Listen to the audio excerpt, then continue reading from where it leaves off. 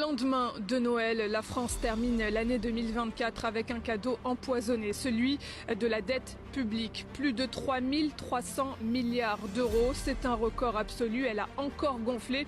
Elle s'établit au troisième trimestre à 113,7% du produit intérieur brut contre 112,2% en juin. Le Premier ministre avoue être conscient de la grave situation dans laquelle se trouve son pays, mais pas sûr que François Bayrou arrive à y faire quelque chose, et pour cause. Sous ses mandats, la dette de la ville de Pau, où il est maire, a doublé en 9 ans. Elle s'établit aujourd'hui à 114. La France, championne d'Europe de la dette. D'après l'agence Natixis, l'État français va devenir le plus gros emprunteur de la zone euro en 2025 et va lever 340 milliards d'euros. C'est du jamais vu.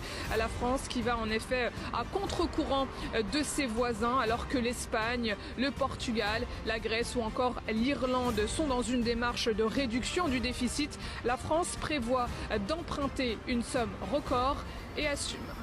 La France est-elle un pays en faillite? En 2007, François Fillon, alors Premier ministre de Nicolas Sarkozy, alertait déjà sur la situation économique de la France.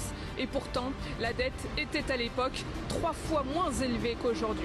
Je suis à la tête d'un État qui est en situation de faillite sur le plan financier. Je suis à la tête d'un État qui est depuis 15 ans en déficit chronique. Je suis à la tête d'un État qui n'a jamais voté un budget en équilibre depuis 25 ans. Ça ne peut pas durer. La France qui ne semble pas prendre le chemin de l'assainissement de ses finances à court et à moyen terme pourrait voir sa note dégradée sur les marchés financiers, et ce serait une très mauvaise nouvelle pour l'économie française.